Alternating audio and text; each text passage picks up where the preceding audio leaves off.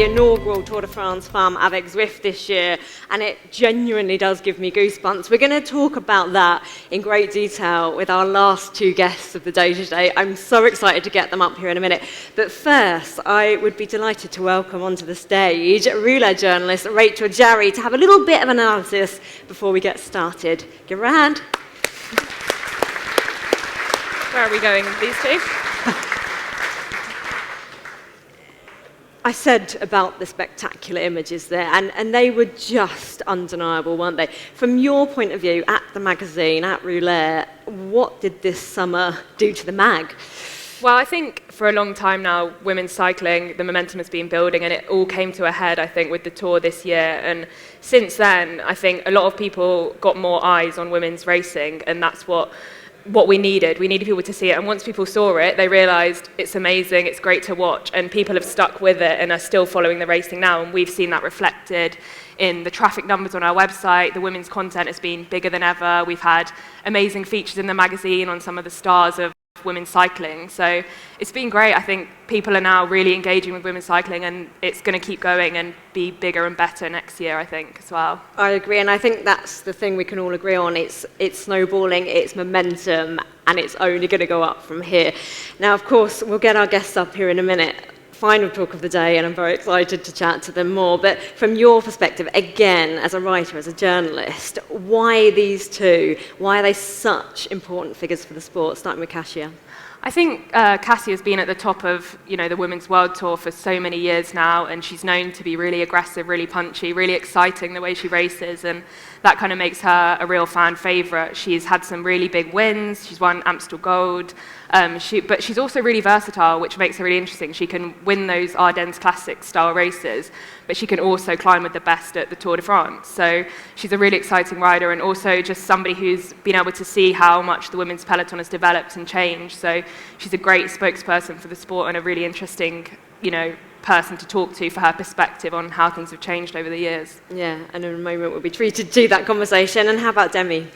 Demi obviously is a bit newer to the kind of spotlight. She's only really come to the forefront, I think, in the last 2 years or so. She's been at the top of Women's World Tour. She came kind of out of the shadow of Anna van der Breggen when she retired last year, and now she's kind of come to the front of Team SD Works as their sort of GC hopeful. She was the best of the rest at the Tour de France, kind of behind Annemiek van Vleuten, and we were talking earlier, she's a really versatile rider because she can climb in the mountains, but then from a small group, she's got on a really explosive sprint, so she's also a really exciting rider to watch. As you can tell, I'm very excited. Let's get them up here. We're going to rejig seats a little bit and let them come onto the stage now. Put your hands together for Demi Vollering and Kasia Niewiadoma.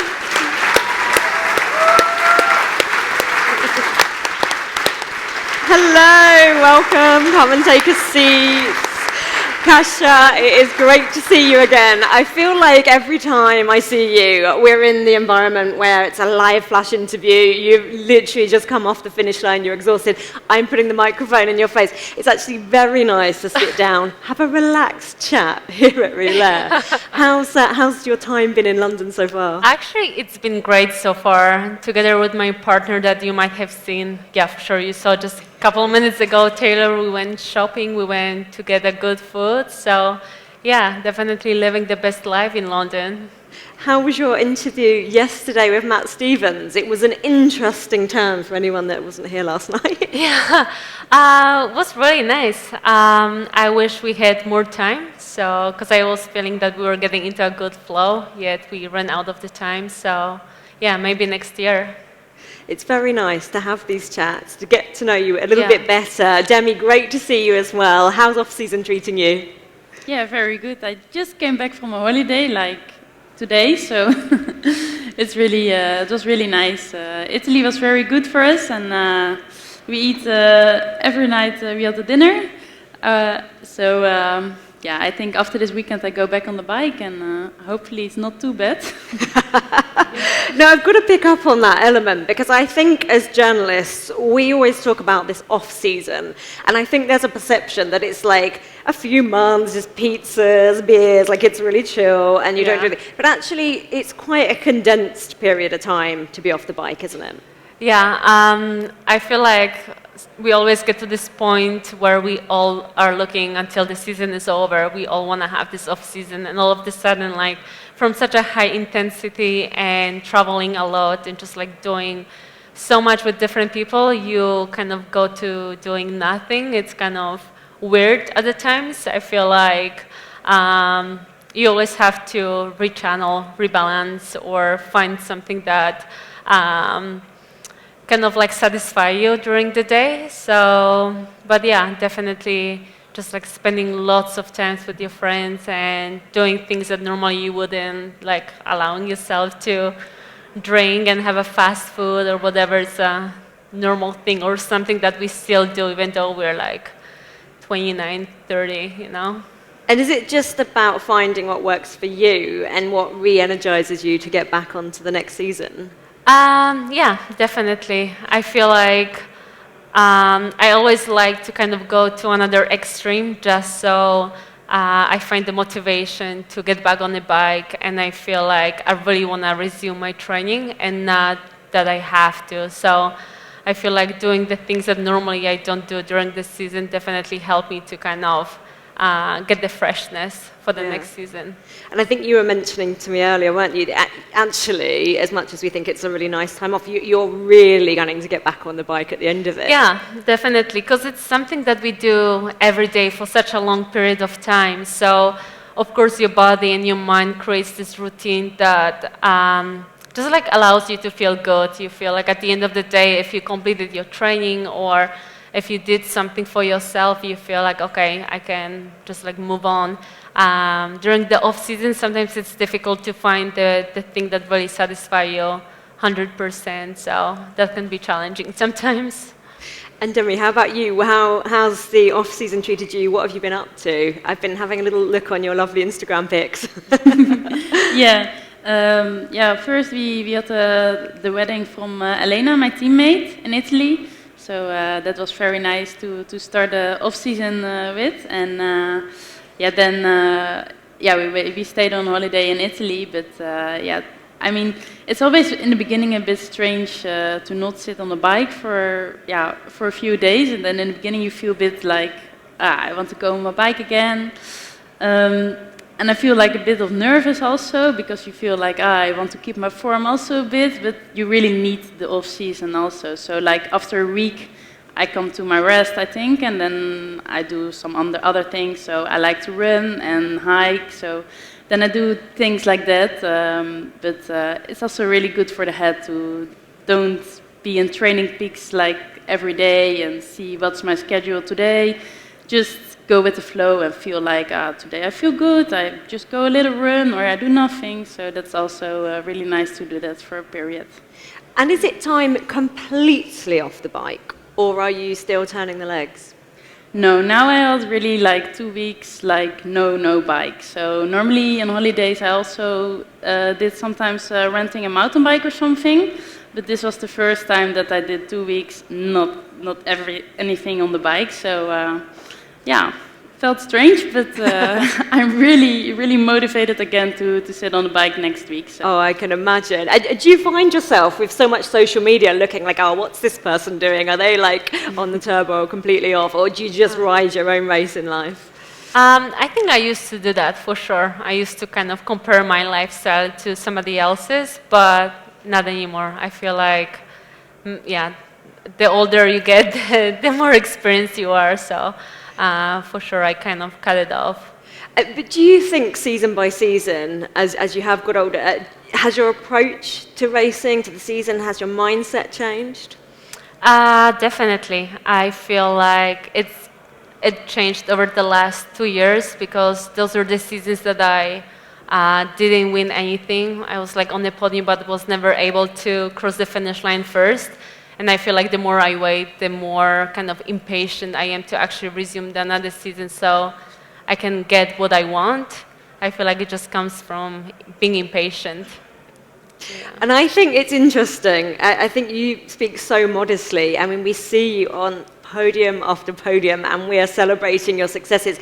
But in my mind, you're always like, nah, that's not where I want to be. That's not good enough for you in your mind. I think that when I was younger, winning was easier in some ways, and I would take it for granted. I would feel like, okay, every season I will get it eventually. So when I had a season when it didn't happen, then I realized, like, okay, hold on, actually it's not so easy to cross the finish line first. So maybe I kind of like push it too much, but I definitely feel like the more I want, the harder it is to actually stay patient at the end of the race, or just to like kind of chill. I think it's interesting that you mentioned patience there, because us on looking on your racing career, you're so animated. We love the way you race. You just go out, you attack, you fight. We're seeing some amazing images behind us of you doing exactly that. And what goes through your mind? Because you never fail to animate a race. What goes through my mind when I attack, you mean? Like, shoot, it hurts, you know? Moderating the language there. I always like just wait until I stop hearing anything on my wheel, because like usually that's a good sign if you don't hear anyone. So yeah, that's usually the reason why I want to attack, to kind of like get rid of riders like Demi, but it's impossible. So yeah, you're sat next to each other smiling, but like fierce rivalries out on the road. Yeah, I mean, I'm always afraid for Kasia her attacks, because that's really painful. And also, I think Kasia is the only rider who can attack like that, like impossible to follow sometimes. And that's yeah, we are always afraid of you, Kasia. I will remember about it.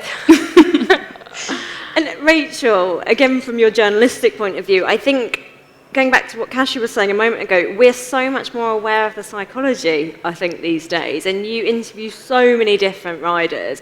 And I think there's no one size fits all, is there? Everybody's got such a different approach to how they want to spend their off-season, how they want to focus on everyone around them, switch off. It's very different for everyone. Yeah, I agree. Like it's really funny, like the amount of interviews I've done this off season, and some riders have said that they've really missed the bike and they can't wait to get back on it. Some riders have really enjoyed that break. I think everyone varies so much, and I guess, like you say, it just depends on which kind of sort of person you are, I suppose, who, you know, what you prefer, and if you really need to get away from it, or if you're somebody who can keep sort of doing interviews, doing the media. Like some riders we try and get interviews with, they say, look, like I want a full break from the whole scene, the whole cycling atmosphere, and it just really depends. But yeah, I can, after the kind of busy season that these riders do, I can see why they would want like a real switch off from the whole cycling circus, really. And what I find fascinating is that switch, and I think it's safe to say for both of you, you know, it's social media, the way you interact with people, you come across, in my mind, very relaxed, you know, very chilled out, but then, of course, you're far from that when you're attacking in a stage race. How do you go from very chilled out with your dogs? I love the images of getting aero with your dog. Yeah. How do you go from that mindset to absolute aggression on race day? I don't know. I think this goes very natural. I mean, you train for your goals, and when that goal is coming there, then I don't know. You just go in this focus mode. I don't know. It's just you. Yeah, I don't know. It's yeah. It goes automatically. I think you're so focused. I mean, all your trainings you did are done, and now you're on the beginning of your like goal where you did all the trainings for. So I think it goes very natural. And Kasia, same to you really. Where does that fight psychologically really fire up from? I think it just happens naturally during the race. I always love the finals. I feel like the first part of the race is really hard for me to feel engaged because the peloton rolls. But whenever we start like the last 30, 40 Ks, you kind of feel like the tension is growing in the peloton. You feel like more riders who can win a race show up in the front of the race. So like naturally, this like a feisty spirit and fighting spirit is growing. So I really love to feel that because it makes me feel like I can become a different person. and you just like kind of switch off and you try to focus on what's ahead of you, or you try to just like be a it's not that you try to be a warrior, you become a warrior. And I feel like it's really cool to also see it from other girls, like suffering together and like fighting for it, trying to like drop each other, but then you come back. It's always like a fight that never ends. And what I love actually about women's sport is that none of us want to ever give up. So like you really feel that there's so many different emotions and feeling involved, and I really love to feel that and to be the part of it. You mentioned the fight, the battle, the drive to do what you do, and something that I've spoken to you a lot about in the past is the pink ribbon, the women's tour, and what goes through your mind when you are fighting and when it does hurt. Could you just share that story with everyone here and the friends you made on the women's tour? Yeah, so the first time I did women's tour, it was in 2017, and with our numbers, we have received a little pink ribbons with the little notes that were written by women who suffered from breast cancer. And I got a really, to me, moving a message, so I decided to race with the pink ribbon. And then during the race, I kind of was bored, so decided to attack. And that was a lucky attack, because I managed to go away. But definitely the whole time spent on my own, I was just thinking about this girl who wrote me that message. So it was nice to be able to focus on somebody else and not just yourself when racing, because I feel like cycling is very self-centered sport. Even though you are with your teammates, with your team, you, for the most part, think about yourself. So having opportunity to kind of do something for somebody else was very motivating for me at the time. You're so modest in the way, like, oh, it was a lucky attack, it just paid off. But I mean, I guess Rachel and I were saying earlier that year, that 2017, here in the UK, you exploded onto our scenes, onto our TV screens, and you went and you made that solo break, and the impact was you winning the race. Yeah. How much hard work and seasons had gone in before that point where we just saw that explosion of your profile? I don't know, to be honest. I feel like it's been like growing with each year. I think in 2017 was a great year for me. I felt like I was really free in my mind, and I was quite young. So racing when you are young is very easy because you have zero expectations. You haven't achieved much so far. So for you, just like getting a good result is a bonus. You are very happy and pleased with everything. The older you get, the more you think about the past, what you achieved so far, and you kind of like limit yourself in some ways. So this edition of a women's tour was super nice for me, because I remember that together with my team, we just had a lot of fun. It was super hard race, but yeah, we loved it. So it was really nice to be at the top of it at the end. How do you deal with that escalating pressure season on season? It's actually interesting, because I've been trying to understand what pressure is actually. I feel like sometimes it's just like an imaginary... Oh, I lost you guys. Oh, back. I think you're back. Okay. Yeah, that like sometimes I would feel like, do I use this word in order to protect myself or as an excuse, or do I use it because I feel it? So yeah, definitely in the last like couple years, I was just trying to, in some ways, understand it and also cut myself from negative feelings or thoughts that would appear in my head. So I feel like the pressure clearly and surely comes just from within you at the end of the day. And Demi, I know that something that you were really keen to do was be here at Rouleur Live when we had a lot of young children coming in. I know we're going to have a lot of people, young people at the show tomorrow. Do you see that as pressure to inspire, to perform, or do you just see that as a real opportunity? No, I don't see that as pressure. I think I really like to do it because before I came into cycling, I was in ice skating, and I really like to give trainings for children, and I did that a few years. Yeah, and I enjoyed that so much to make children excited to go outside, enjoy sporting. So I think it's really special that I can, show my my love of the sport with children, and also kind of still being an inspiration via this way. So I think that's for me that's something extra motivation, I think. And I think, again, the women's tour is an opportunity for me to always interview the women's peloton. I've worked with you guys a lot. And I think the impact of that race is so clear because there are so many children lining the roads from a day off at school. Yeah, it's amazing to see all the children always there on the side of the road and cheering. That's always very fun to watch.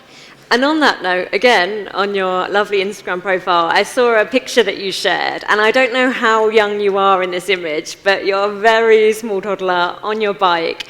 And I think I'm right in saying that you were speaking along the lines of if you could go back and tell that young Demi where she would be in the sport today, I think she'd be pretty delighted. I think it's always a really nice thing to do, to actually think, what would a younger version of me think about where I am now? Yeah. And is that something that keeps you pushing? Yeah, I think that's sometimes, most of the times you look forward. Also, as an athlete, you always focused, okay, this goal I had, now what's my next goal, go on.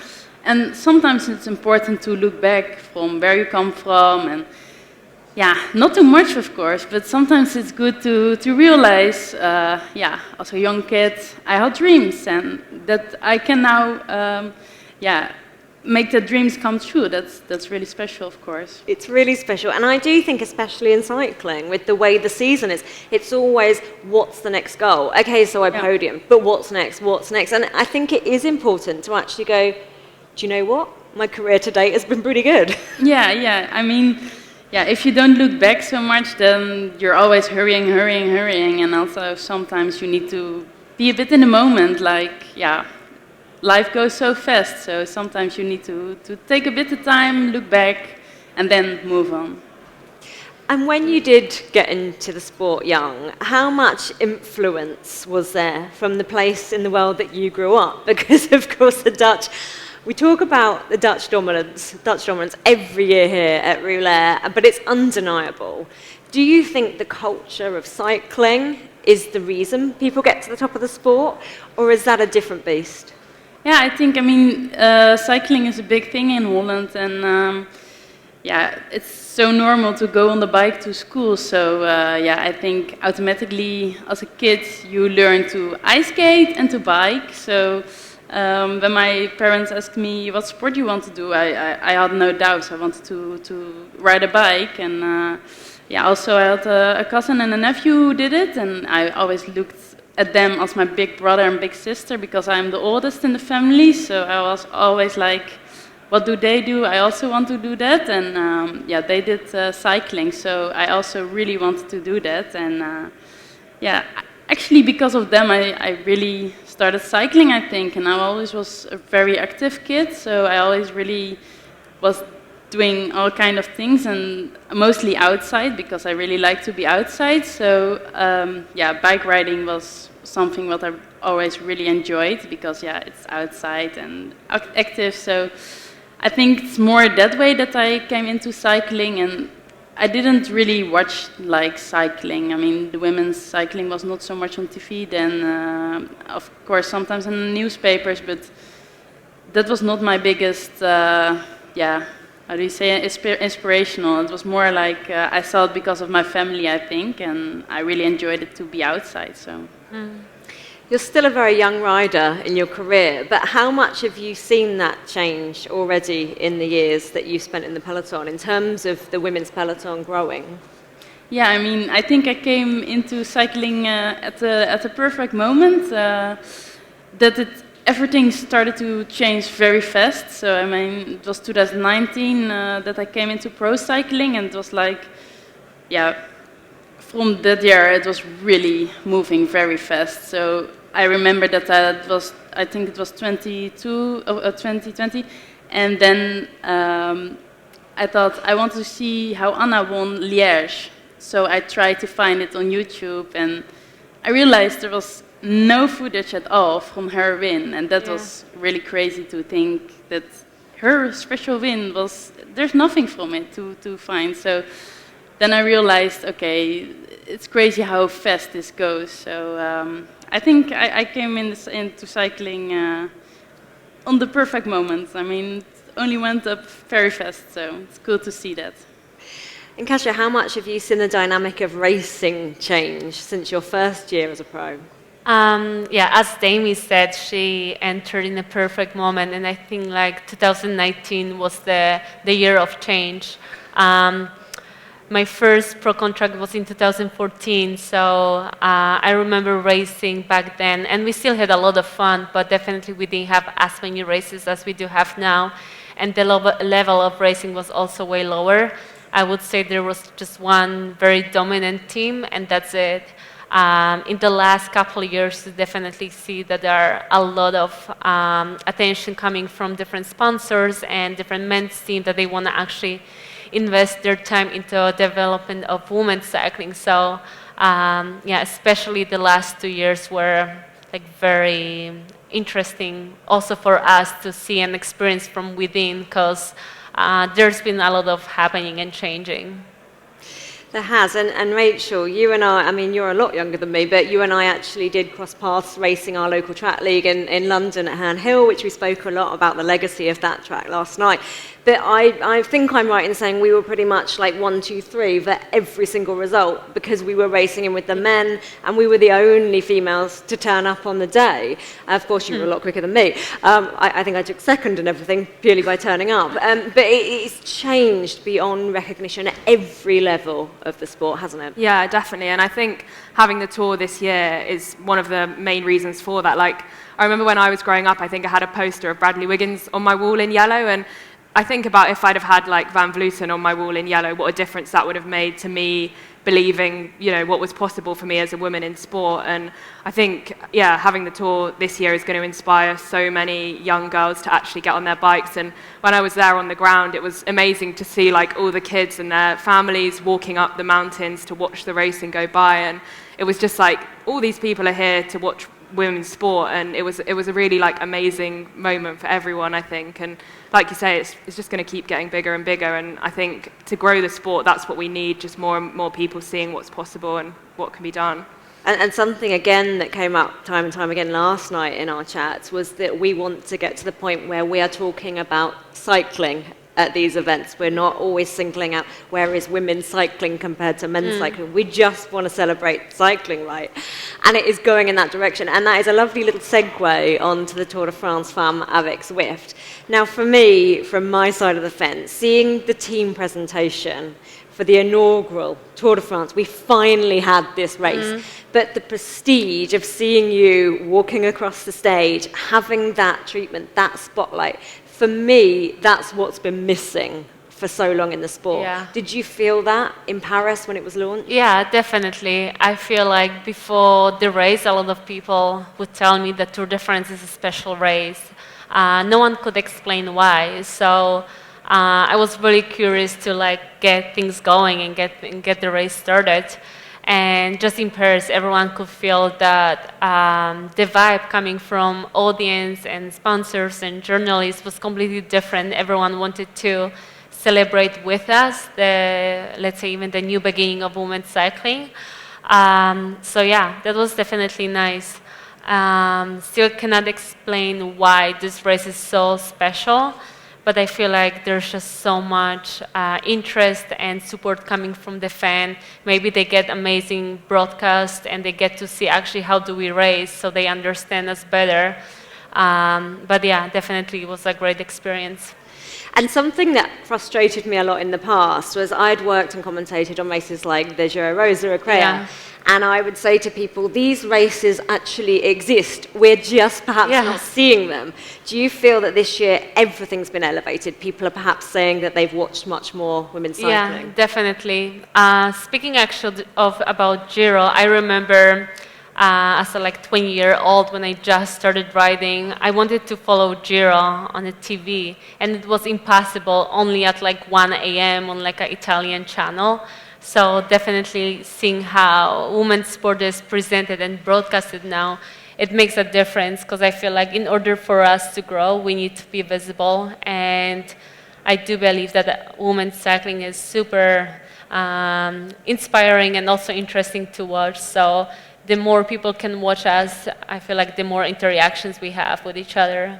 And have you felt that? Have the conversations come up more readily with people perhaps outside of working in the sport? Have they watched you more? Yeah, definitely. Especially from Poland, because I feel like Poland cycling isn't very big in Poland, so nobody would know what actually I am doing, even my friends. They would think that I just ride my bike and have fun with it.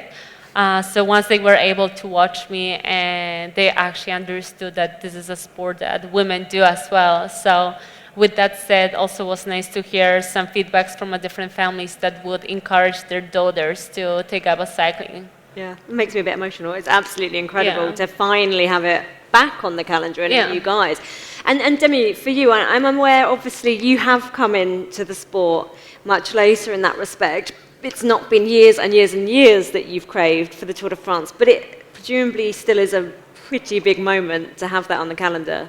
Yeah, of course. I mean, now that we have the Tour de France, you see that everything goes up, and also the people see okay, there's Tour de France for women, so now it's more like a big sport or something. I mean, it's everybody takes us more seriously, I have the feeling, and that's really nice to see. Yeah, I mean, it's the biggest sport event in the world, I think, for cycling. So, yeah, it's crazy that it took so long for us to have it back on the calendar, but I'm really happy that it is there. And I mean, you really see that it has such a big stage, so it's very, very nice to see that, and all the story of people who watched it, and that's very special. And Rachel, what was the magnitude for you like? What was your viewpoint when it actually was coming to fruition and launching? I think for us it was good because there was so many more media there. I mean, for me it was kind of harder to get interviews, so maybe it wasn't the best thing for me. But it was great to see. There was more press there at that event than I've ever seen before at a women's World Tour race. To get interviews with riders, we were kind of queuing up at the buses before and after the race. It was a lot more security, so many more fans. It was just so much bigger than anything I've seen before, and that was really important, and seeing all the fans out there supporting it was really amazing to be there and be on the ground sort of watching it happen and seeing the riders' reactions firsthand to what was really historic moment, seeing the yellow jersey, back, basically. And I think that's the thing. We haven't had quite those images in the sport before. We haven't seen that iconic yellow jersey, the polka dot jersey, on the shoulders of women. And it was special. The audiences got to watch it. Yeah, definitely. We enjoyed it very much. I felt like the whole peloton was buzzing. I don't know if you felt that, but definitely the speed was higher. We raced more aggressively. Everyone wanted to be visible and seen, and because of that, I feel like we kind of were just going harder. And what do you think? Yeah, I mean, the races were from kilometer zero, always attacking. Everybody wanted to be out, and it was very hard racing. I mean, every day again, it was it was a one-day race. I mean, everybody was flying. It was can see that. Very special to see, and it was really cool. How was the feeling on the Champs-Élysées? Did it feel a little bit surreal? I don't know. I think I was so happy to finally be on the start line. Everything went well. The trainings went good. So I was so exciting to finally start. I don't know, I was not very nervous or something. It felt like, finally, more like, okay, here we go. So, yeah, that was funny to see. And also, yeah, then you're a bit scared how your legs are. I mean, you had all the trainings, and then you have like a week a bit easy. So, yeah, in that week you cannot really feel how you are, and then it's just waiting for the race to start. And if the race starts, then you feel like, okay, I have good legs, yes, or I have shit legs. Oh, good shit. I don't think you ever have legs. I think you're always good legs. No, not always. But then the race started, and I felt so good, and I was like, I want to go harder. This is so great. So, I mean, and I felt it from everybody. Everybody was like, yeah, we go. So it was very special to finally be on the start line there. And I mean, I felt that there were a lot of people, but it felt also a bit not normal, of course, because it was the first time that we were on the Champs-Élysées for me then. But yeah, it felt so cool to be there, and it felt like we belong here or something. So it was also more that when we were riding Vuelta, I was like, this is strange because there are so less people, not so many interviews, that kind of things. And I was like, how Tour de France is how it should be. So yeah, it was very interesting to see that I more realized it after the tour, I think, than during the tour. That I was like, yeah, in the Vuelta I was like, that was better, like it was good, it was perfect, it's how it should be. And yeah, I mean, it was very nice to finally feel that and yeah, experience it. It really, really was a very special year for women's cycling. And did you feel that as well, like absorbing the moment on the Champs-Élysées, or is it more just head in the game?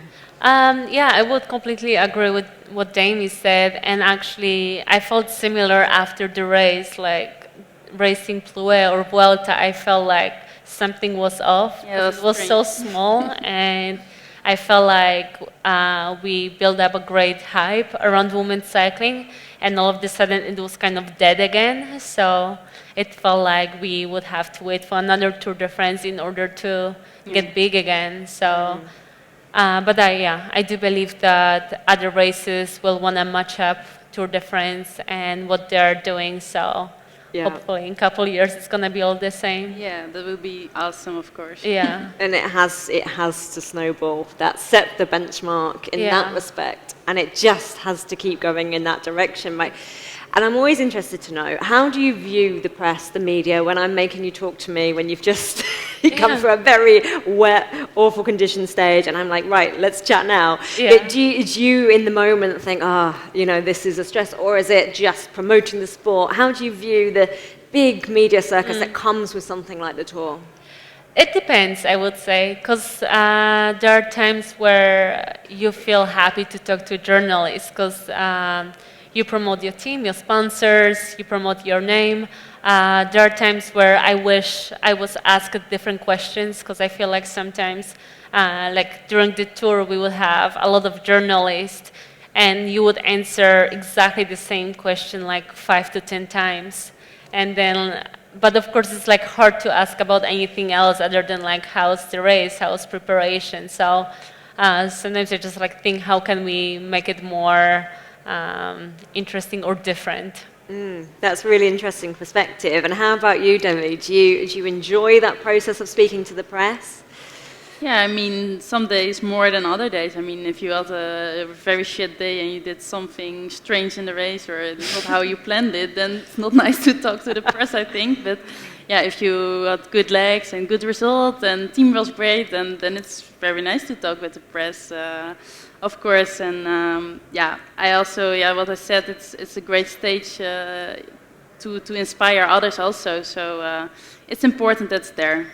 Yeah, I agree. And actually sometimes if you've had a really bad day, is it sometimes nice to have an opportunity to explain what actually happened? Because I think before we move forward in coverage, and still with a lot of races, we don't see the early kilometers, do we? We don't have that TV coverage. So quite often you might be in a position and no one knows how you got there. They don't know you've had like 3 mechanicals, chase back on, come off, had a crash. Yeah. Do you sometimes like to say, actually, this is the context to how I was here? Usually when I have a bad day on the bike, I really disappear. I really try to omit everyone because, I don't feel like talking, to be honest. And short like that, it's bad sometimes, but it's really hard for me to actually explain myself because also I feel kind of humiliated because I didn't do what I wanted to do or I didn't deliver the result for the team. So yeah, it's hard to pretend that you're okay in that situation. Yeah, and that's the passion of the sport. It's completely understandable. Yeah. Now, again, we've had these beautiful images rotating behind us of the tour, and I think we need to move on to talking about spectacular podium performances. Demi, I guess it was interesting to hear how you felt on the Champs-Élysées, absorbing that, but then, bang, into racing. And I think what struck me when we saw the route announced was that it would be 8 stages, and I think there was a lot of discussion around, like, should it have been more stages? The guys have 3 weeks, 8 stages. But first of all, like, when you were looking at the route announcement, when you were recceing the stages, what did you make of the race ahead of you? Yeah, I mean, first of all, I think 8 days to start with is very good. I mean, we move very fast, and also the amount of races is going very fast for us. I mean, every year we get more and more races, so yeah, at one point it stops also. I mean, in the end, we don't have so many riders in the women's peloton, so yeah, if you need to ride everything and also a 3 weeks tour, then I think after Tour de France everybody is finished. But yeah, I mean, for the rest, I think it's very cool. Yeah, like to see. What was the rest of the question again?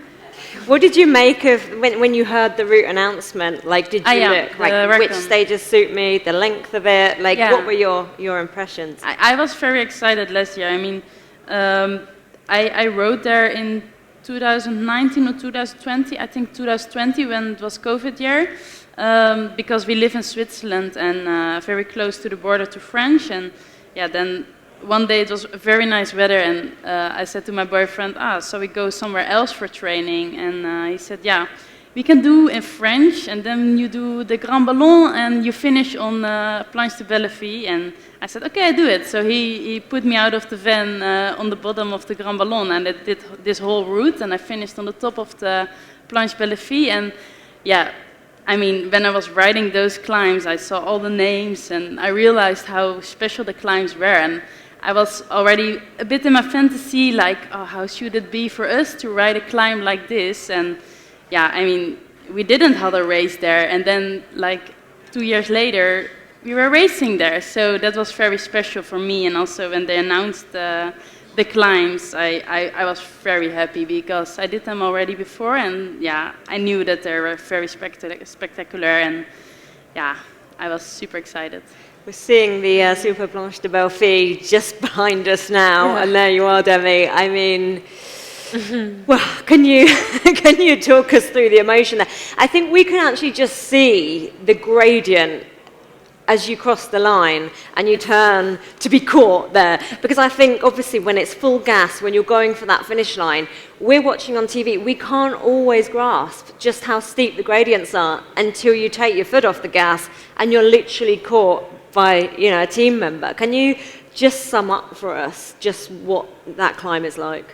Yeah, I mean, this climb is very, very hard. It's never the same. It's always going very steep and then a little bit less and very steep. So you cannot find that one pace. It's going the whole time like this, and then yeah, you go around that corner and you get like the really steep part. And yeah, I mean, you had already the whole climb, so you're already completely done. And then that whole steep part.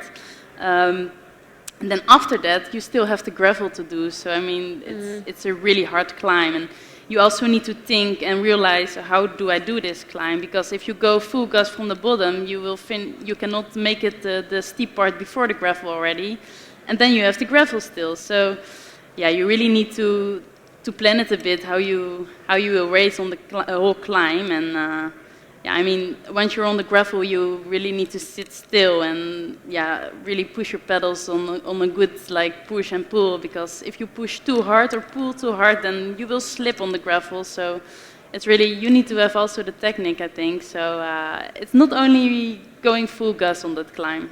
It's a lot more. So many more elements that we don't know from the outside, that you're navigating so many different parts of a climb like that. Kasia, when you looked at that climb being on the route, were you like, brilliant? To be honest, when I reckoned that climb, it was like I still had 5 weeks before Tour started. So yeah, definitely I felt like it was going to be something special, because it was a big day, big tour for us already. And of course, I feel like every cyclist does it, that whenever we recon something or when you prepare for something, you go into your fantasy world. You try to plan a perfect scenario for yourself. You just like living in your imaginary. So definitely, I was trying to do that as well. But yeah, the climb itself, I thought it wasn't as hard when I look at the profile, because you can Google it, you can like see different footage, but the moment you start climbing, you realize that actually it's way more than what you expected, and especially the last bit, the last 1K, were extremely steep. So I knew it was going to be a sufferfest. But yeah, it was super nice. It was extremely loud on the climb. So many fans were there cheering us up. So I felt like doing Faremont in Belgium, but for like 25 minutes, basically. And how much can you plan and recce and imagine, I'm going to go at this point. This is, this is my point to pounce. And how much do you just have to react to your rivals? I think on a climb like this, you cannot really plan too much. You just go with the feel, because for sure you remember at the beginning of the climb, the girl from FDZ like set such a hard pace, and it was like the beginning of the climb, and I was like, damn, like she was working for Cecile, so she will drop, and then we have to race again. So I was just like waiting until Annemiek attacked. So I felt like it was such a hard part at the beginning of the climb, and then you know that there's still like 5Ks to go. So basically you have to prepare yourself for the worst, that it's gonna be extremely hard from the start. Yeah, yeah. And how about your approach, Demi? Are you a planner in terms of trying to curate how that's gonna play out? I think it's very difficult to plan exactly how you want to do it. I mean, you don't know how it goes before. If Annemiek attacks already in the climb before that, then it will be a different race. So yeah, you don't know exactly how it goes. And I mean, I really knew this climb. I did it, I think, 3 times in my training. So I really knew how to pace it, and I only trusted on myself. So the moment Annemiek went, I really was focused on my own and really was like, okay, I know I can keep this wattage, so I stay on this. And yeah, then I know that is my best. And I did that, and that was my best. So yeah, I was really doing my own race and trying not to get distracted by the other riders. So yeah. Yeah, and that conveniently brings me on to Annemiek van Vleuten. It's the way everyone speaks. When Annemiek goes. I mean, how do you approach that? What's your mindset when it comes to having a rival like Annemiek? Because you know it's only a matter of time. Yeah, yeah. I mean, in the spring or last year, I sometimes had like that. I almost panicked, like, oh no, she's almost going. You know, like you go to that climb, you know she is going to do this big attack, and you need to follow. And yeah, that sometimes is a very annoying feeling. So in this Tour de France, I was like, okay, I'm not gonna focus on her. I try to focus on myself and just do my best. Like, if she goes, it's okay. If I drop, it's okay. But I need to try to follow her. And yeah, I mean, I tried my best. And I think this was also my first time that I was able to measure myself with her on longer climbs. So it was interesting for me. And I tried to not panic in the moments when I needed to drop from her.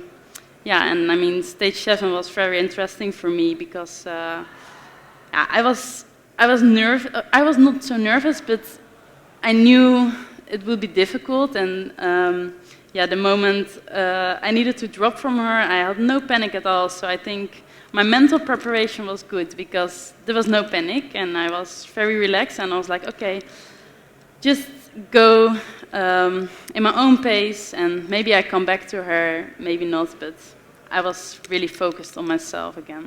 That is fascinating to know what was going through your mind at that moment, because we were all watching with bated breath, you know, at your tactics. Were you going to just go so far into the red to try and hold that wheel, or just ride your own race? So it's so interesting that you can really mentally prepare for how that's likely to go on the day. Yeah, I think also if you're in a good shape, it's more easy, of course. If you're feeling not that good and your legs are not that good, then it's always more difficult to being mental in this kind of focus. And I think if you're feeling very strong, it's more easy also to be strong in your head, I think. But yeah, the Tour de France was a big goal for me, and I prepared in my trainings, of course, but I also tried to prepare mental for this kind of moments, to not panic or try to focus on my own race. You mentioned the word benchmark against Van Vleuten. You must have been pretty delighted at where that finished up.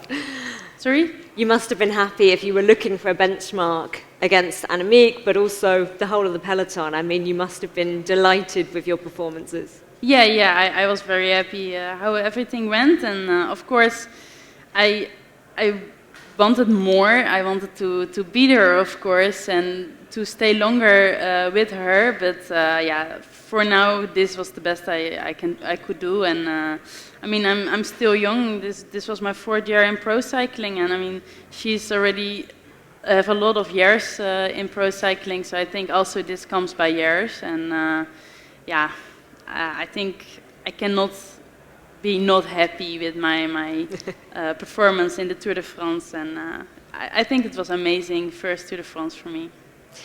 What did you feel like pulling on the polka dot jersey? I think it was very special. I think I didn't realize it so much after stage 7. But then the next day I came in the bus with the team, and I saw the helmet, the polka dot helmet, and I was like, oh, this is cool. I can wear a polka dot helmet for the first time, and yeah, that was very special. Also, it was a bit more special for me, I think, because my old team, Parketel, was the whole race already in a polka dot jersey, and then I could take it over from them. So they were also very happy. Whole Parketel came to me and they were like, yeah, good, Amy, you need to keep it now. So I was extra motivated to also keep it a bit for them. So yeah, it was cool. Nice. Really, and I love when you get all the accessories to match. Yeah, it's just such a special moment. And we're almost out of time, but Kasia, I just want to go to you for one final question. I know you always want more. Every time I speak to you, I really get that about your riding. But you must be proud of that performance. But I'm going to just quickly go back to what Demi said, because as we were talking about Annemiek, I feel like, at least in Tour de France, I was really looking up to you, because you were the only lady that was not afraid to follow Annemiek. And indeed, like, anytime Annemiek attacks, I feel like sometimes people don't even follow her. It's like, let her go, because everyone knows that she's going to drop us. So like seeing you like trying, I feel like you also motivated other girls to be like, oh, we gotta go. It's hard, but we need to do it. So that was really cool. I feel like with that, the gap is like slowly being closed. But yeah, from the Tour de France, I'm definitely super happy. I had amazing time with my team. We were in a good mood from the beginning. Everyone was super laid back, and we had a clear goal, so I felt like everything worked out perfectly. And yeah, it was a very special week, and I was happy that like we ended up on the podium. We also won team classification, so we could celebrate together. Wish we could end up like staying together overnight and like celebrating more, but maybe next year. So much more to come in the sport. Yeah. We're going to leave it there. Put your hands together for our incredible guests, Kasia and Demi. And that concludes day 2 of Rouleur Live. What a spectacular couple of days it's been. Of course, tomorrow is our finale, our final day here at Rouleur Live. I hope some people are going to come back because the train strike is cancelled, so you can't get back to the venue. Woo, woo.